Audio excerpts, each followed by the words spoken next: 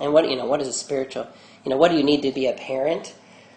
Well, you need a child, right? I mean, you can't be a parent if you don't have any children. So this really comes back to inviting people that are lost. You can't have spiritual parents that walk people through the whole process, right? Unless you have children. So that means that you're encouraging the people in your group to reach out to the lost. You're saying, hey, if you want to step up in your maturity of your walk with Jesus, start sharing with other people the good news of Jesus Christ. Go ahead and engage with other people in helping them to both know Christ, being born again, and even helping people walk through this process of a young adult parent, actually helping somebody else mature through that process. And so here's one specific thing that you could do for each stage.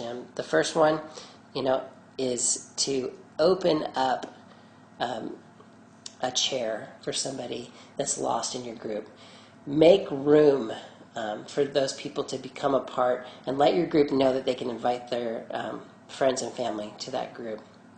And then the next one, for people being born again, is invite them to make the decision to follow Jesus Christ. You don't have to wait for a pastor to do that. You can do that. A spiritual infant really needs a family where they can be loved and encouraged and supported. That's your role, to love and encourage and support them. And as they're growing and maturing, they're going to need a challenge. They're going to need to be given some more boundaries. Hey, you need to think about this. You need to, I really don't think you should be doing that anymore. Or, pushing and challenging and encouraging and setting those boundaries. And then a young adult, they really need a job. Give them some things that they can do. Involve them in the ministry that you're a part of as a group. And then last, spiritual parents, one of the ways that you can encourage spiritual parents is by handing them one of the spiritual children in the group and saying, hey, could you start calling Bob and encouraging him and just asking him what he needs and helping him kind of figure out what it means to follow Jesus. It's probably one of the hardest things to do because that's probably one of the funnest jobs is like holding the babies, right?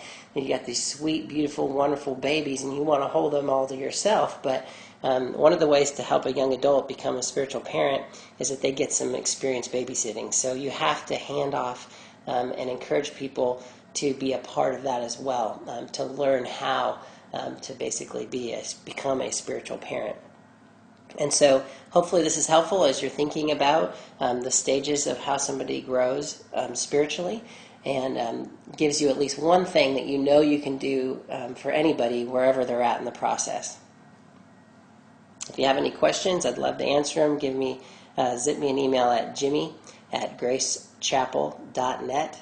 And God bless you, and I hope this training meets you where you're at and helps you to grow.